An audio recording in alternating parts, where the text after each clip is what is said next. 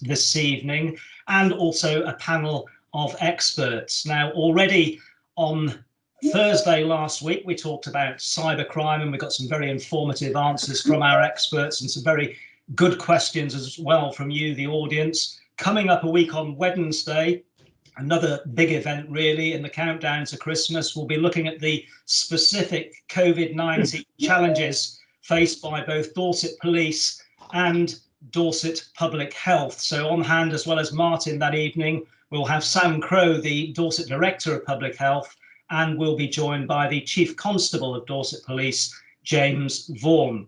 Of course, because of the pandemic and restrictions that are ongoing, we can't meet you and see you face to face this evening. Hence, we are here again in virtual world.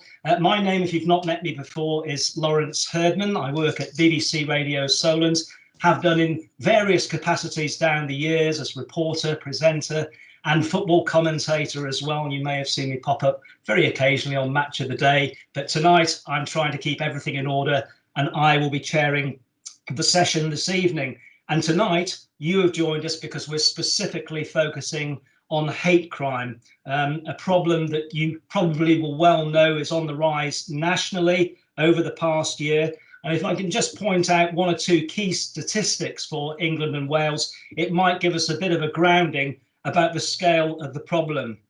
If we look over the last year, 105,000 hate crimes were recorded by the police in England and Wales. That excludes Greater Manchester Police, by the way, and that's an increase. It represents an increase of 8% from previous years. So it has now reached a record high for the number of hate crimes. And of those recorded hate crimes, and I can just break them down and give you an idea how they have been categorised. The number of race-related crimes makes up 72% of those cases, or 76,070 offences overall. If we look at sexual orientation, where that was a factor, the amount of cases increased by 19% last year to just shy of 16,000 cases. Transgender hate crimes also on the rise significantly by 16% to just over 2,500 crimes. And if we look at disability hate crime, also rising by 9% to just under 8,500 crimes last year. It also makes sense, and it should be pointed out, that religious hate crimes actually fell last year by 5% to 6,822. So that gives you an idea of the number of recorded crimes that we're talking about on a national level. It is a big problem, and it also makes a huge impact on everyone that's involved. So 36% of hate crime victims, so more than a third of hate crime victims, say that they were very much affected emotionally. So it has a deep and lasting impact on the victim. We're here this evening to, first of all, address a number of questions that have been sent in to us in advance of this evening's event. So pre-sent questions, which we'll tackle with our panel this evening. And just to say as well, we will have a question and answer session at the end. I will throw in the odd opportunity for you to ask a question during the pre-sent questions, but mainly we'll leave the question and answer session to the end. And important as well that I do point out, this evening's session will be recorded and it will be put onto YouTube at a later date for you to look back. So if you have any strong aversion or objection to having your face on camera, then please just kill the little icon with the camera and we'll prevent that from happening. Well, it is high time that we got on and got down to business tonight. And first of all, let's say a warm welcome to this evening's panel members. And first of all, I'd like to say hello and welcome to Superintendent Gavin Dudfield. Now, Gavin is the Dorset Police lead for hate crime. He's been in the police for over 20 years, joined Dorset Police last September, having formerly been in the CID. Very warm welcome to you, Gavin. I wonder if we could just start off by asking you to explain exactly what we mean by hate crime. And maybe we've heard a little bit about the national picture. What's the situation here in Dorset when it comes to hate crime?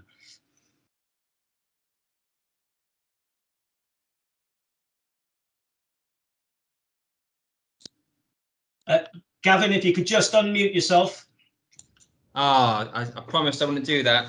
Sorry, everyone. So, hi, I'm Gavin Dudfield. I'm the local policing lead for Bournemouth, Christchurch and Poole. And as Laurence said, I have the portfolio holder for hate crime. So the question is, what is a hate crime? So I'll have to read off my paper, unfortunately. But a hate crime is defined as any criminal offence which is perceived by the victim or any person to be motivated by hostility or prejudice based on a person's protected characteristic or perceived characteristic of disability, race, religion or belief, sexual orientation or transgender. And you mentioned the stats nationally, which have increased. Within Dorset, last year there were 718 hate crimes recorded, and that's including racially and religiously aggravated hate crimes. And in 2019 to 20, there's 741. That's the financial year. And so far this year, we've recorded 595 crimes, which is an increase of 26% from last year. I will talk about the wider problem of underreporting, but we are seeing increases in crime being reported to us, which I'm glad to receive. It gives confidence in more people are having the courage to report crimes. And whilst I would not want anyone to suffer a hate crime, I'm glad people have the confidence to report that to us.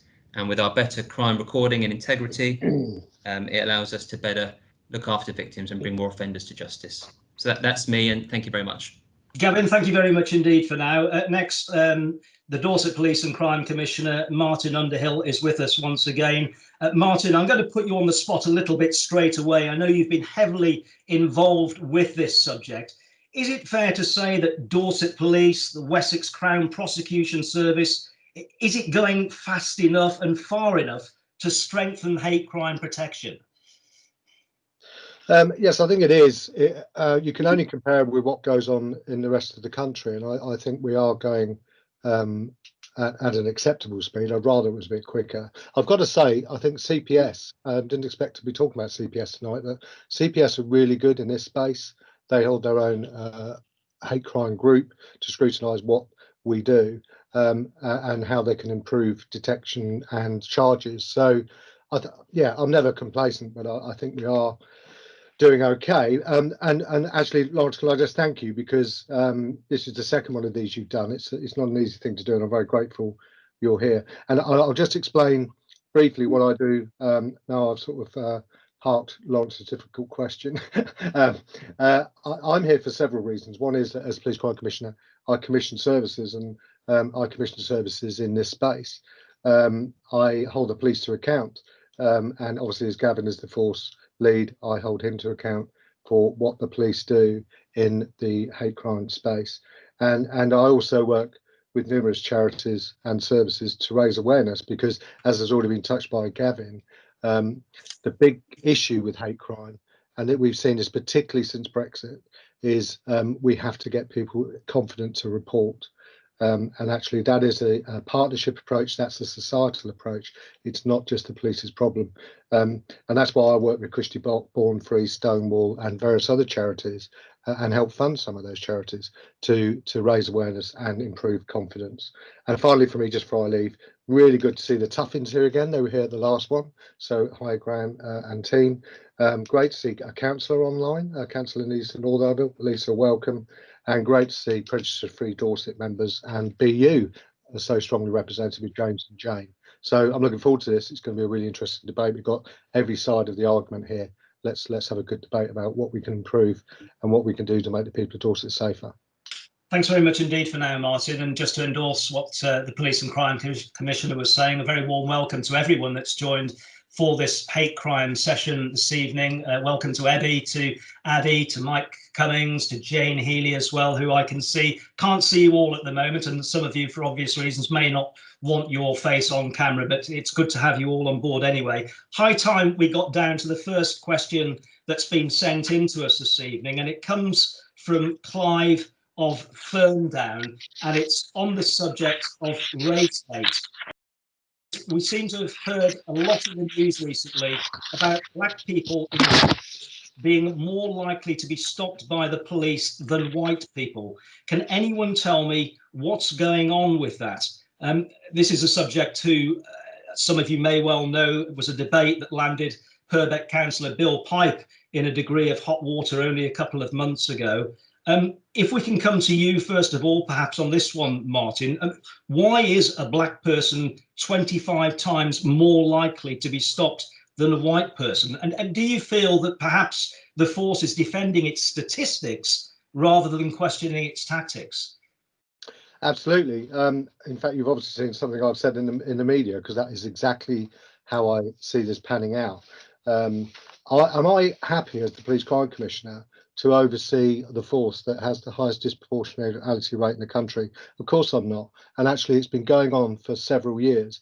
So no, I'm not happy. In my role, I do what I term PCC challenge, and a PCC challenge, and I've done numerous ones of those in my 8 years in office, is a written challenge to the Chief Constable saying this particular issue is not acceptable to the people of Dorset. And I have issued a challenge twice in this space because, and I know Gavin, I'm going to bring Gavin in to give the police's explanation, but actually before Gavin gives his explanation, because you came to me first, I thought you would go to the police first. I will say this, I've been in policing for over 40 years, and more, locally and nationally, I am starting to challenge the tactic of stop search. So rather than challenging Dorset Police as to why are you stopping more black people, my challenge is why are you using that tactic in the first place? Because I don't think you're using the appropriate tactic in the right space in the right time. And if you didn't use that tactic, we wouldn't have this disproportionality issue. Now, and I hope people in the audience understand that. It's a really important point that, and you use my words very well, Laurence. I found, and to be fair, I think the tanker is moving in the last 6 to 9 months. Simon, who's online with me, he's my chief executive as one of the members of the public tonight, and I have actually challenged the tactic as well as the disproportionality, and the police have started to listen. And I have done a review, as you know, last year to try to get to the bottom of this. It's a hugely complex area, even more complicated by the fact that our percentage of ethnic minorities in Dorset is so low. And I suppose, having said I'm not particularly happy and I have issued a challenge, over to Gavin to try and put that into perspective. Yeah, just before we come to you, Gavin, I mean, on the subject of race hate crime, just perhaps to put a bit of national context on this, 2011-12, the figures were 32,969. Here we are in 2019-20, and that statistic has risen to more than 76,000. I mean, it's a stark increase. What's the picture here in Dorset, and are you concerned about the high ratio of the number of black people that are being stopped and searched? Right, thanks, Laurence, and thanks, Martyn. So Justin Tankerby would always talk about power holder legitimacy. So we have the officer constable, and we have a number of powers given to us, and we must ensure that we use them lawfully and that we are seen as legitimate by the communities that we serve. So stop search as a tactic is a tactic that has been subject to lots of debate over the years of whether or not it's lawful and it's seen as legitimate by members of our community. Okay, so with that in mind, and to add context to the data, which I know Martyn asked me to cover in his response. So the Office of National Statistics do look at our stop search rate, as you highlight, and they look at our population data, and they look at the 2011 census data, which found historically it were 25 times more likely to be stopped if you were black than if you were white in Dorset, based on the census data. That has reduced to 22.5 times, which is still too high, and it's decreased to around 18 at the moment, a ratio of 18 to 1, which is still, again, high. So looking at stop search as a tactic and those searches that are taking place, and the HMRC looked at us as a force and found that over 90%, I think it was 93% of our grounds that we need to have to stop and search somebody were good, which is significantly higher than, I believe, the national average. But the BCC set up a scrutiny panel, I think it was back in 2017 from memory, and that scrutiny panel looked at body-worn video from our officers conducting stop search to make sure they were legitimate. They looked at the grounds and the find rate from the search, and the amount of times we found items from stop searches were higher than the national average. But furthermore, the PCC, I believe, commissioned, I think it was yourself, and please correct me if I'm wrong, in 2019, a review of further work we could do with stop and search. And a number of recommendations were suggested, and they've been implemented in the force, such as unconscious bias training for staff, better scrutiny from supervision. But at the top level of the force, the Chief Constable holds a legitimacy board, whereby our disproportionality rate for our stop search is a key thread, and lots of work is ongoing. And my role within the community is speaking to members of Prejudice Free Dorset or the Race Equality Council members to get the views of the community, which go back into the force at the legitimacy level, to try and help us appropriate changes. Gavin, thanks for giving such an informative answer there. If there is anybody in the audience who has a strong point that they would like to make, please just click on the hand icon. But for now, we have got quite a lot of ground to cover and quite a lot of different subject areas. So let's crack straight on with the second question. And it comes from Dr. James Polframan-Kay, who's the Equality and Diversity Advisor from Bournemouth University. And Dr. James asks, are there any examples of good practice within Dorset where people have come together to tackle hate and incident crimes which can be shared to improve and bring about a wider understanding? Can I come to you first on this one, Gavin, if that's possible? Just talking about good practices to bring about an improvement in terms of tackling hate crime and incidents. Yeah, thank you. So thank you, James, for the question. So James is I think an equality lead from Bournemouth University, who's a member of Prejudice Free Dorset, which is a group that I chair. And Prejudice Free Dorset itself is a really good coming together to tackle hate crime. The conference last year, with No Place for Hate, had lots of performances and shows and presentations around what lots of people are doing to make Dorset a safe place for residents and visitors. But under the Prejudice Free Dorset, which is a good place to probably start to answer the question, is we looked at nighttime economy, which we found a number of hate crimes took place in nighttime economy. So a number of people came together from different agencies to work with the nighttime economy, with licensing, with communications, to make Dorset and the nighttime economy a safe place. We also worked with numerous agencies, businesses and education establishments to provide training and support, and looking at supporting the PCC's hate crime charter, where companies can sign up to show that they won't tolerate prejudice and hate. But there is a lot of work nationally and locally that's taken place to help us tackle hate crime, and some of the work that's taken place with Prejudice Free Dorset is just to capture all of that good work, and through Prejudice Free Dorset and our hate crime groups is bring that into Dorset.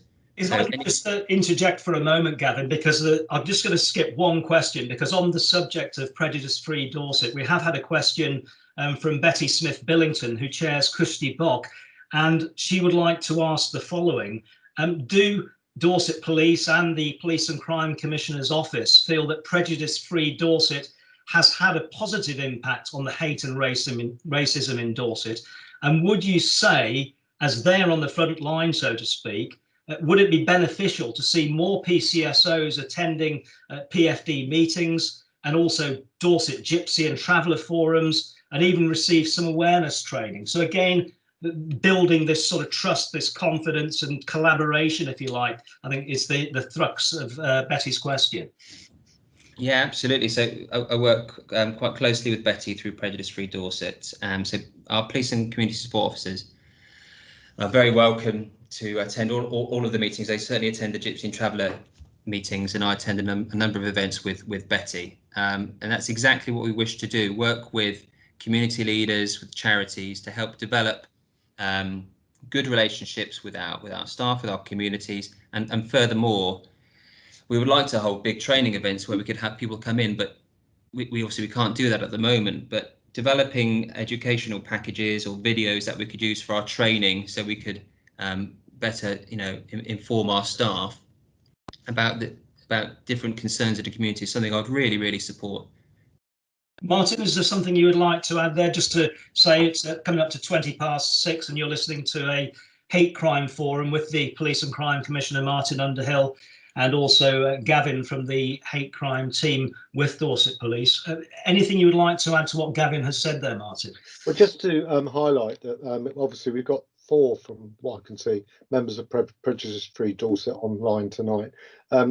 I think Prejudice Free Dorset has been on a journey, and I've been part of that journey for several years. And actually, if you look at the conference we held last year at the BIC, there were hundreds of people in the audience, which was unheard of 5 years ago, to bring everyone together into the BIC to talk about the protected characteristics and to talk about hate crime and diversity. So, and James Penwood-Frey was there, the last questioner. So I think Prejudice Free Dorset has put it under the spotlight, has given us a new lens to look at things by, but I still think we've got a long way to go, because if you ask the average member of the public in Dorset, they won't know what Prejudice Free Dorset stands for or what it does. Obviously, there's a bit of a clue in the name. But the other thing that Prejudice Free Dorset has done is help the Chief Constable launch a hate crime charter, which actually, that was the vehicle by which we launched it.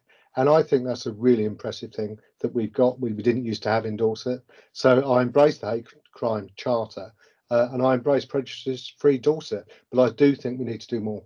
For those that don't know, Martyn, you alluded to it. Let's just be clear what the role of Prejudice Free Dorset is. It's a partnership of local agencies who are seeking and trying to promote inclusive communities across the county, right across Dorset, so to improve daily lives, make them safe, and to go about their lives in a confident manner. Thanks very much for those answers from Gavin and from Martyn as well. Let's just skip back to a question that we missed, because that question from Betty was interrelated.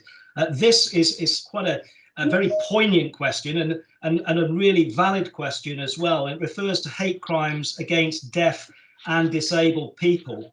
And it comes from Kathy. Now, Kathy asks, how do the police handle hate crime against deaf?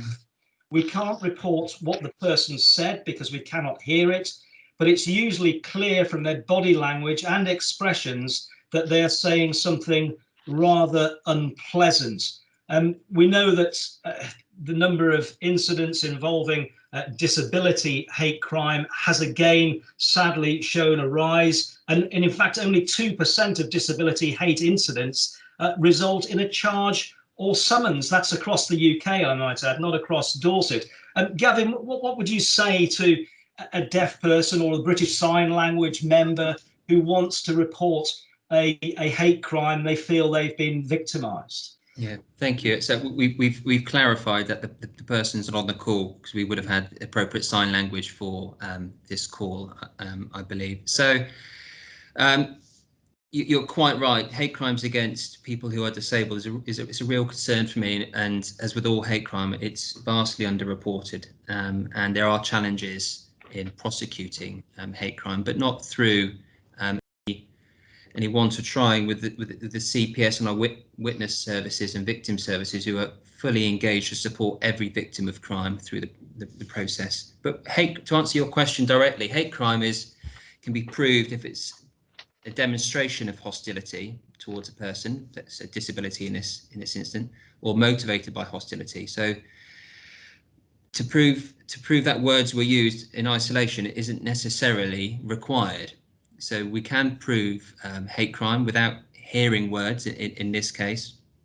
And Dorset Police, if you have any concern that you may have suffered a hate crime or incident, or you're concerned that will it be prosecuted, please just get in contact with us.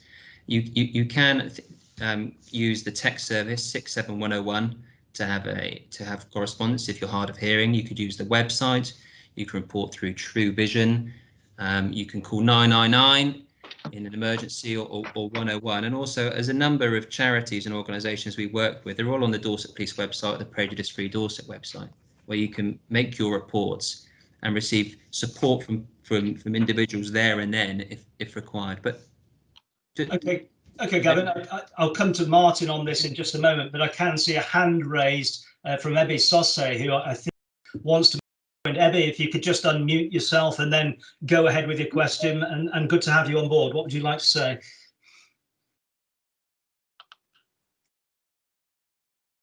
Is that Ebby? Ebby has got a question. If you'd just like to unmute, Ebby, on your screen there.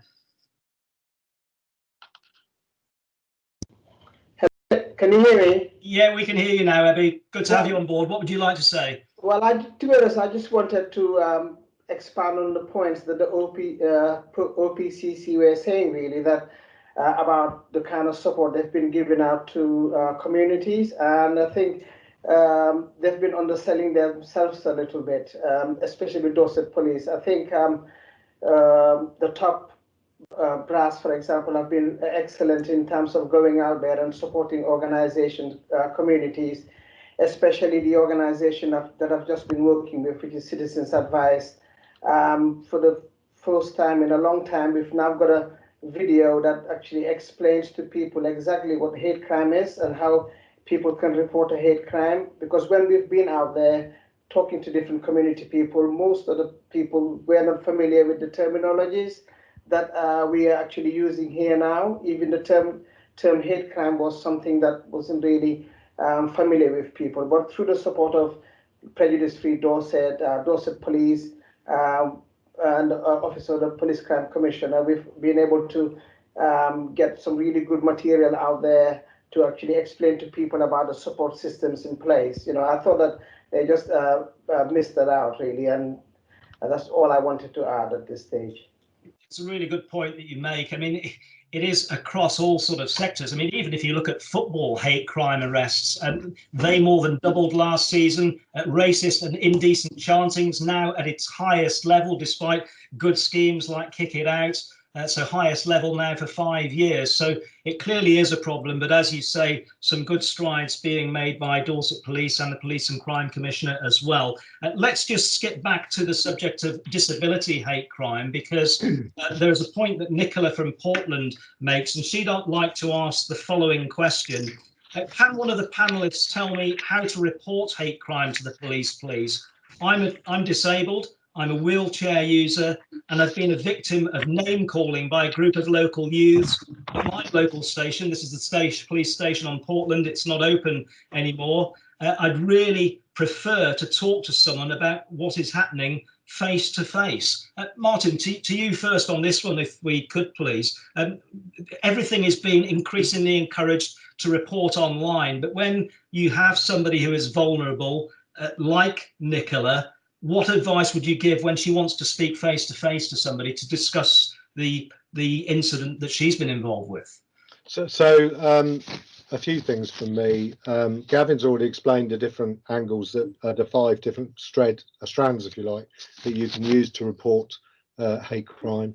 But Nicola's case, actually, before I get to Nicola's case, I'm going to go back to the deaf question we had, because it links very nicely to Nicola, in the sense that I was approached by a Poole People Forum, which is a disability forum in Poole, who asked me to fund cameras for disabled people rather than deaf people. And I said I would be prepared to do that, and we started exploring that option. And it's really interesting to see that question coming in again from a different community, but still a disabled community. So the disabled community that I was talking to were learning impaired. The idea of a deaf person having a camera funded by the Police Crime Commissioner, I'm really receptive to. So I've just thrown that in because I didn't get to say that in the last question. In relation to Nicola, although Gavin's already outlined the various ways you can report, whether it's 999, 101, going into a police station, I accept they're not always open, or a third party reporting, which is more and more becoming the norm. The police are not insensitive. If Nicola wanted to speak face to face to an officer about disabled hate crime, the police would do it. They have what they call a diary card. They would make an appointment and do a face to face meeting to discuss that crime, particularly because that victim, in which case Nicola, is disabled and can't actually get down to the police station to talk to the police. So the police would have to come to her house. Now, I'm not speaking on behalf of Gavin, but I'll be amazed if Gavin said that wasn't the case. You know, the police still do, even in these days of diary cards and talk to us online. If we have to do face to face, we would. And actually, I've always said, it's interesting, Abby's in the audience. Nice to see you, Abby. Last time I saw Abby, we talked about disabled crime. I am really worried about disabled crime. In my view, it's the growth piece of the protected characteristics that is not being reported. I'm absolutely convinced of that. And wherever I go in Dorset to talk to disabled forums, they tell me they've all suffered hate crime but don't report. So this is a really niche area for me. So are you suggesting, Martyn, that the levels of hate crime in Dorset in general, not just disability hate crime, is actually far higher than we're seeing in the official data, and by how much? Oh, crikey. I think we're on the tip of an iceberg, quite frankly. I mean, you only have to look at what happened when we had the Brexit referendum and then what happened when the Brexit deal was passed by Parliament to see the spike in hate crime, to make us realise that actually we are just scraping the surface here. There's a lot more hate crime being going on that isn't being reported, and it's a case of which areas is the worst. And my own personal view, they're all underreported, and none of that is acceptable to me. But I actually think that the disability one is the one that I think we've got masses and masses of unreported crimes. I know disabled people who tell me every day they're insulted or they receive some form of racial crime, and they never report it. You make it's an uphill struggle. It really is. Really good point on the underreporting, Martyn. Whether that's physical, it might be verbal, taunting, harassment, even graffiti. It takes many forms. And just to say, looking at the data that we have, there were 77 disability Dorset hate crimes in the last year. Gavin, what's your take from the front line in terms of what you're seeing and maybe what the perception is? Yeah, thank you, Laurence. It's odd as a police officer to say I want more crime reported to me, but the truth of the matter is, as Martyn said, it's vastly underreported. And when I see our crime stats go up, it's bittersweet, really, because there's more victims of crime, which I hate, but equally it's more confidence in us to report it. I think for our frontline officers, going to a crime and having the information reported to us, and then seeing beyond the crime and seeing the hate element, which sometimes isn't passed to us because the victim, as Martyn said, may have suffered some abuse on a daily basis and don't feel like they want to tell the police, or don't feel the police will do anything about it. I'm here to say, please tell us. We will record it as a hate crime. As I said, we've been audited and shown really good compliance, but we're not always the people that are the first point of contact with victims of crime. So there is guidance that's been circulated, and hopefully we can attach it to this meeting, for disability hate crime guide for carers and support workers, about how to support victims of hate crime, how to identify it, and how to let the police know about it, or a third-party reporting centre. We will listen, we will record, and we will investigate. Gavin, thanks very much for now. I know Addy has been waiting very patiently in the audience there. Addy, I'm liking the cornflakes box artwork in the back of your background there. They look fantastic. What's the question you would like to ask to our experts this evening? I just want to mention that as a Black disabled person, I have a double whammy of discrimination that I feel. One of the things that stops people from reporting is the confidence in the police itself. You know, the confidence that what are they going to do about it, or are they going to take it seriously? Because when you experience hate crime, like I'm probably one of the few Black people on my streets, and I've got my car keyed several times, and I've reported it probably once, and nothing was done. I've got it broken into several times, and I've reported it, and nothing has been done. So after a while, you get fatigued from actually reporting and nothing being done. Then you lose confidence in the police force itself in actually trying to resolve the issue for you. And that's what happens. And in the communities, like I'm a community there for the Nigerian community, we talk about things that are happening to us in isolation because we don't think the police force can resolve the issues ourselves. So we need to find a way where the communities can actually come together and approach either the police or external organizations who are linked to the police to say, this is what is happening to us in our communities. Can you help us to resolve this? And then the police need to put the resources in to actually do that. Because if they don't put enough resources in and we see that something has been done, people would not feel confident enough to come forward again in future. Addy, it's a really good question and a point really well articulated. I think that the best person to address this question, first of all, would be Gavin. Gavin, too often we hear of race-related hate crime, different categories of hate crime that are repetitive, they're frequent in occurrence, and yet the victim will lose trust, will lose faith, will lose confidence in the system because they don't see the perpetrator being brought to task. How difficult is it to get a person arrested, to get them prosecuted, and to get them convicted with the help of the CPS? Thanks, Laurence. Thanks, Addy. This is a really difficult area for policing, because Addy, you've had a negative experience and then you've lost the confidence to phone us again when you've been a repeat victim of crime, which I'm sorry to hear. But it's those extra crimes that have happened and haven't been reported to police, which is difficult for us, because even if we don't catch someone, vehicle crimes or criminal damages will be entered into our system so that our local neighbourhood policing team know where to be, whether we catch someone or not. But for hate crimes overall, our positive outcome rate, so when people are charged, cautions, is generally higher against all other crime types when it's racially aggravated or linked to a hate crime. And we're seeing sentence uplifts at the court later on. So I've not been in the position where I've suffered a hate crime myself, and there's privilege I have that I'm unaware of, and I learn more and more about them as I work within PFD. And I've read a number of books recently, one by Renee Edo-Lodge about why I'm no longer talking to white people about race, and I'm learning all of the time.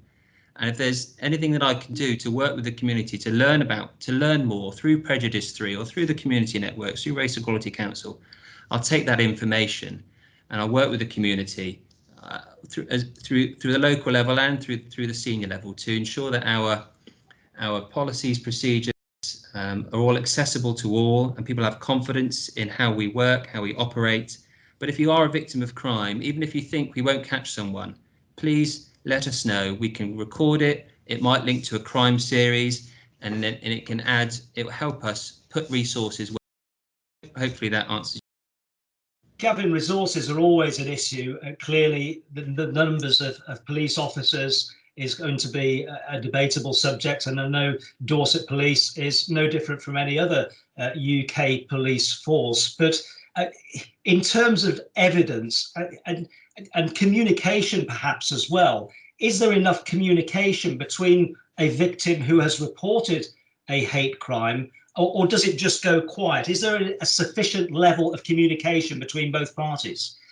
So this is something that as a force we really put a lot of focus on. So we have a victims bureau within our force, which was funded and put together by Mr. Underhill, and we have a number of business rules within our computer system. So if a hate crime is reported, that's flagged to the victims bureau for contact within 20. We sometimes can miss that when the flag goes on later, so we have a review now on a weekly basis. We've learned that from victims who said they weren't getting the contact. But can we contact victims more? Yes, we can, and we should, and we're frequently challenged to do that. Okay. And it's something that is on our delivery plan through hate crime to ensure that we keep victims of crime updated, all victims of crime within Dorset. Thank you very much indeed. We'll come on to a schooling question and safe schools in just a moment, but I would like to touch on an area that Pete asks, and Pete says, how many prosecutions have Dorset Police successfully brought for hate crime, and what sort of sentences do people get? I'm really interested because I think it must be quite a low number and quite a difficult case to prove to the courts. Well, of course, building the case is all part of this hate crime issue and getting enough evidence to bring about a prosecution. But what do the statistics say and tell us, Gavin? So I haven't got the actual outcomes of the prosecution data because that's held by the CPS, but I do have some of their data within ours. So this year, since April, we've got 97 positive outcomes. So that's a caution or a charge, and within the region, as Martyn said, with Wessex, I think over 86% of their cases that they take to court get a conviction. But what's interesting out of that is that from the cases that don't end up going to court, we record data on why a criminal justice outcome wasn't achieved, and we find in for the last year, 40% of cases, some victims didn't want to go through the criminal justice route and just wanted to tell someone about it and didn't support a prosecution. So working with the Police and Crime Commissioner and Restorative Justice, we're looking at ways in which we can support victims of crime with restorative outcomes. But looking at the sentences that people get, the question you asked, the CPS will ask for, in almost all cases, a sentence uplift if it's a hate crime. So a good example of a case recently was a harassment, which was a hate crime. The sentence that the person received was 12 weeks, but that, because it was a hate crime harassment, it was escalated to 18 weeks in prison because of the hate element. Yeah, it's a good point that you make, because disability hate crimes and hate crimes in general, we can have flags put against those crimes, can't we? Be it by the victim, the witness, the police officer, the prosecutor, anybody can put a flag against those crimes to signify, to indicate that it is a hate crime. We're moving towards the last quarter of an hour. Thank you very much indeed for everybody who is joining in this evening for this special forum, this online forum during the coronavirus pandemic on hate crime. We've covered a lot of ground so far already. We will throw it open to the floor as we move towards the end of the event, but I want to move on to an aspect of schools now, and I'll ask Martyn first on this, because I know Martyn has worked in particular with Bournemouth University to make rather hard-hitting videos to get a message across, to talk about how we support hate crime.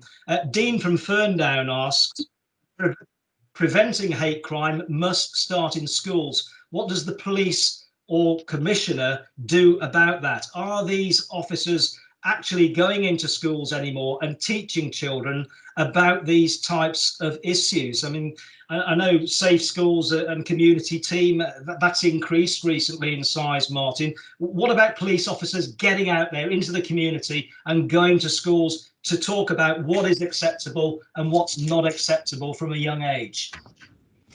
So thank you for that. I had my hand up to answer the last question, so I've taken it down now. But so firstly, absolutely, it's key to change culture and change attitude to influence young people in schools, to show them actually that some of this challenging behaviour that most people are talking about here is not acceptable. The Safe Schools team that you just talked to, Laurence, yes, it has been increased recently, but what a lot of people won't know is we're currently reviewing that as we speak. In fact, I spoke to the Chief Constable about the review today, because we have to keep up with technology, and we have to keep up with current demand and the way we deliver. And actually, the problem with the Safe Schools team, quite frankly, is we don't reach every school. And my challenge to Chief Constable was, you're not getting into every school, you're getting into some schools and doing a really good thing, but some of the schools are being left behind. So that's why we're reviewing it, to see if there is actually a different way we can deliver the message. I'd rather deliver the same message to 150 schools than deliver an excellent message to 10. I'm not saying we're only doing 10 schools, but you get my analogy. And actually, we do a lot better in the school space. I think all the partners, we're duplicating all the time. Fire service go into schools, we go into schools, charities go into schools, loads of people go into schools, but are we all sending the same message? I don't think we are. So it's something I'm really passionate about. But I'm just going to quickly touch on Abby's point earlier, which was about he's a repeat victim. He's not reporting anymore. And because it's such an important point, I can't let that point go. I call it the dripping tap syndrome. So I meet people all the time, particularly disabled people, which is why I talked about it earlier, who have tried to report a crime to the police. They've had a bad service from the police on one crime, and then they don't report anymore. And actually, this is a really complex thing for the police, because the police are always looking at threat, risk and harm. And so if you don't hit the threat, risk and harm matrix in what the police would call a low-level incident, like Abby's talked about in his street, then they're not getting the service. But what they're not picking up, and this is my biggest concern with hate crime, Abby could make 10 low-level, if nothing's low-level in hate crime, but you know what I mean, low threat, low risk, low harm reports, and the police don't pick up on it. And so, and then just stops reporting. And that is the challenge for me as a police crime commissioner, has been for 8 years. How do the police pick up someone who has made a report, feels badly served, and then doesn't report anymore, or makes the report constantly and the police aren't picking up because there's no threat, risk and harm involved, that person is a regular repeat victim. And we've got numerous cases across Dorset to show that has happened in the past. I think we're getting better at it. I think the police are really, really good now at picking up repeat victims, but we've still got a long way to go. And quite frankly, Abby is a good example of why we've got a long way to go. He's lost faith. Thank you very much indeed, Martyn, for such, again, an informed answer. And of course, the police and Crown Prosecution Service, they do take hate crime seriously. They want to protect the community. So underreporting isn't in best interest, even if you may feel things aren't happening. If you leave things alone, nothing will be done. So as Gavin said a little earlier, important that you do keep on reporting. An area I do like to, or would like to cross as we move into the final 10 minutes is LGBTQ issues, which again is a really important sector of hate crime and underreporting as well. We've got a question from Phoenix Ford, who's transgender, says he's received death threats, verbal abuse, bullying, stalking. Sounds like it's been through quite a lot. Says he has reported this quite a lot, but it's never been properly sorted out. How will you tackle this issue to support me or any others like me as victims? And just to give a statistic on that, only 1 in 7 trans victims actually goes to the police, and Home Office figures show that police investigate 7 transphobic offences every single day across the United Kingdom. Martyn, would you like to pick this one up first of all? Yes, I will. And apologies to Addy. I called him Abby. It's Addy, isn't it? I apologise. So yes, I do want to pick up on this because obviously I think most people know I'm very involved in Born Free, and the transgender issue has been not a revolution, but there's been a large increase in crimes being reported. As transgender has become more and more known about, more and more crimes are being reported, which of course is good. But clearly, from what we're hearing here from Phoenix, we're not good enough. And actually, having read what Phoenix has said, I'd like to meet Phoenix. So I do hold PCC surgeries. Phoenix, if you'd like to come and see me, I'd love to hear. Well, not love to hear, that sounds wrong, but I want to hear about what experiences you've had, because it's a bit like Addy earlier. We cannot have someone who's constantly being a repeat victim and not feeling like the police care. Because the police do care, and actually sometimes we just need to pick up the ball and run with it. And I would like to meet Phoenix if he would like to come and see me.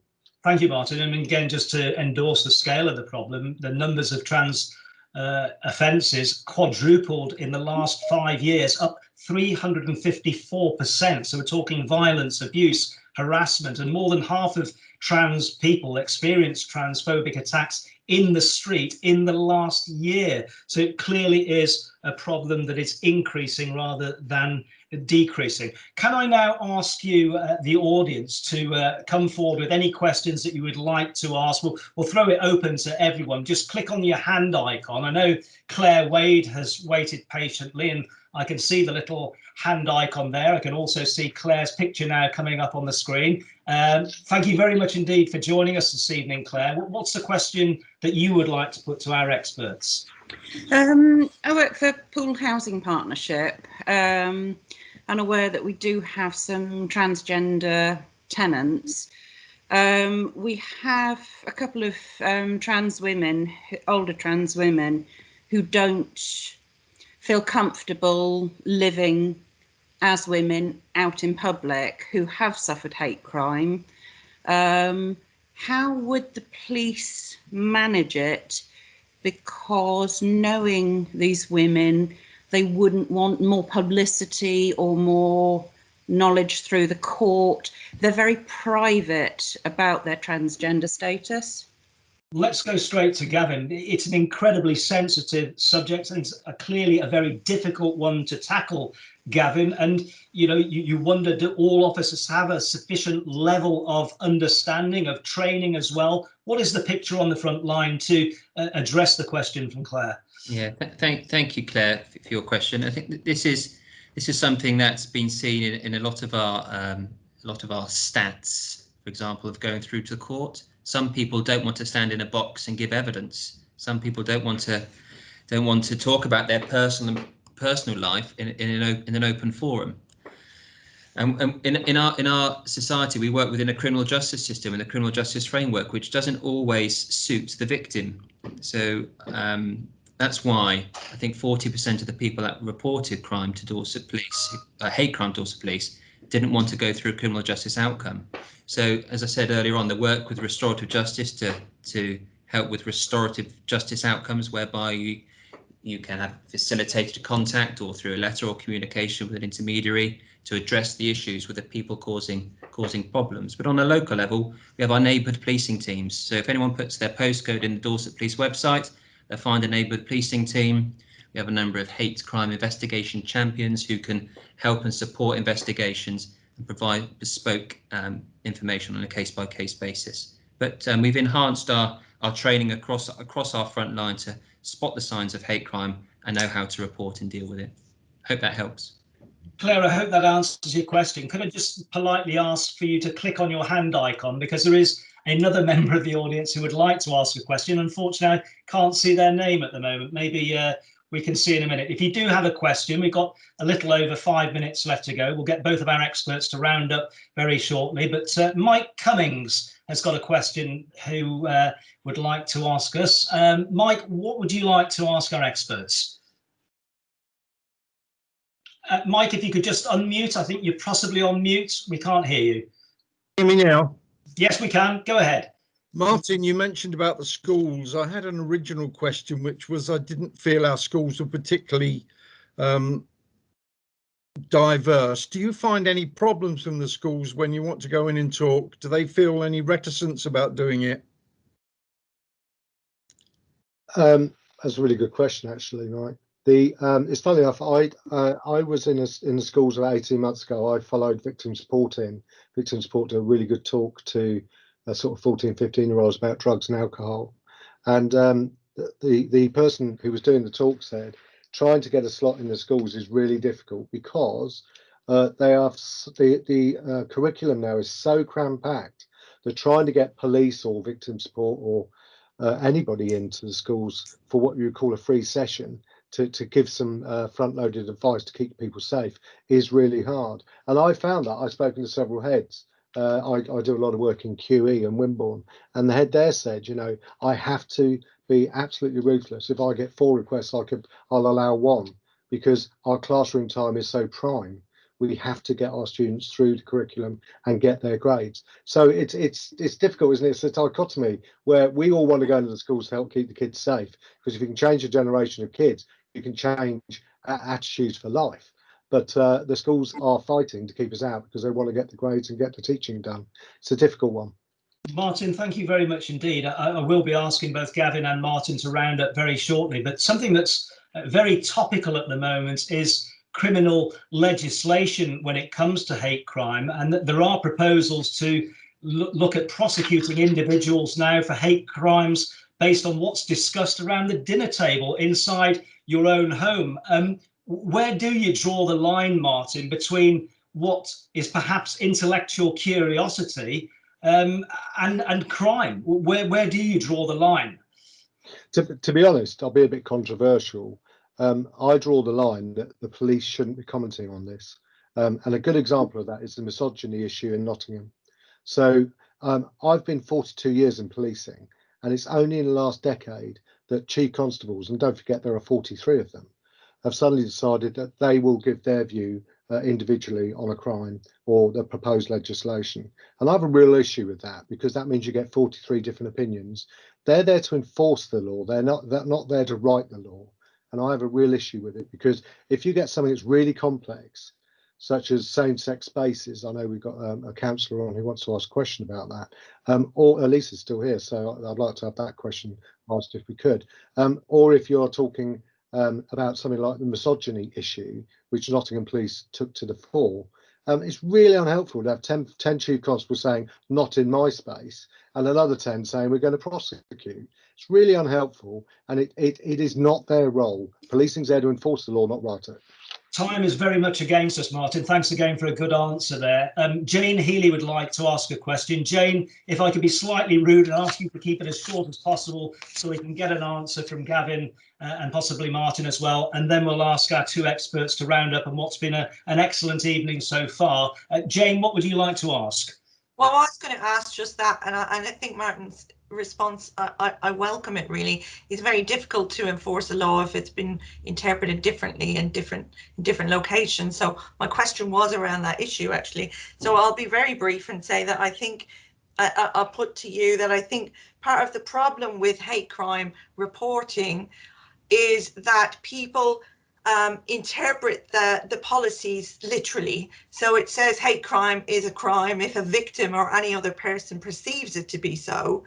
But then when we come to the law, that perception has to be backed up with some sort of evidence. So how do you overcome those challenges? It's a really good question, Jane. I wish we had a little bit more time to drive a little deeper into the answer. Unfortunately, we've only got 2 minutes or so left. Very quickly, Gavin, what would you answer to Jane, the question she's asked? Yeah, thank you, Jane. So I think the fact we listen to victims and record it as a hate crime and believe the victims is important. The nuance of words when it comes to a Crown Court or a magistrate's court, hanging on a word of an intent, for example, for certain things, can change the crime or the indictment that's been put before the court. So it is difficult for all crimes to explain the changes and the importance of certain words, and within the law certain thresholds have to be met, and if that isn't met to prosecute someone, I can't change that. But the fact that Dorset Police have been here listening, recording it properly as a hate crime, giving the support that's required through Dorset Police and all of the services that work with us, hopefully should give the victims some satisfaction, I would hope.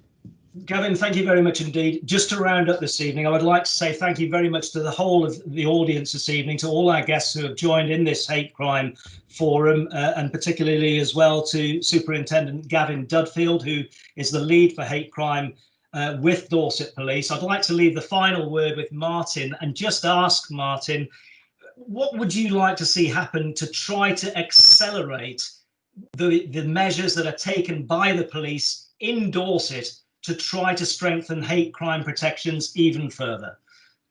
I would answer that in two ways. The first thing is we need more funding.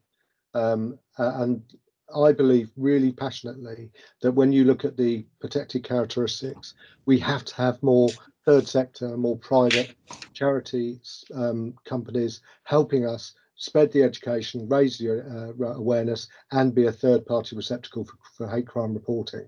And if we had just £500,000 to increase that service and look after these really vulnerable groups, I think the policing would soak up those reports, and it would help us believe in our motto of policing by consent, and I think it would restore confidence in some areas of hate crime. And to answer Lisa's question, because I know she's dying to get it, it's now in the taskbar. Lisa, yes, broadly, I would say to you, women can be assured, because you know that they have to have a lawful reason to have a single sex space, i.e. a refuge. And if you have that legal reason, then yes, I can assure you policing will respect that. Martyn, thank you very much indeed. Thank you to Gavin Dudfield as well this evening for joining us. And most of all, thank you to you, the audience, for being such a good audience and asking some really hard-hitting and appropriate questions in what is a very difficult subject area to cover for all parties. Just a reminder, if you found this evening's session useful, we're back again a week on Wednesday as we now count down towards Christmas. I know it's the Christmas word already, but a special session which will look at the COVID-19 and coronavirus pandemic challenges faced by both Dorset Police and by Dorset Public Health. We're very grateful to be joined by the Chief Constable of Dorset Police a week on Wednesday, the 25th of November. So James Vaughan will be joining us alongside Martyn, and we'll also have the Director of Public Health, Sam Crowe, on board as well. If you would like to ask a question for that event, please drop us a line, send us an email to pccmedia, that's pccmedia@dorset.pnn.police.uk. It's been great having you on board this evening. I hope you found it useful, and hopefully we'll see you again a week on Wednesday. Thank you very much indeed. Cheers, everybody. Thank you.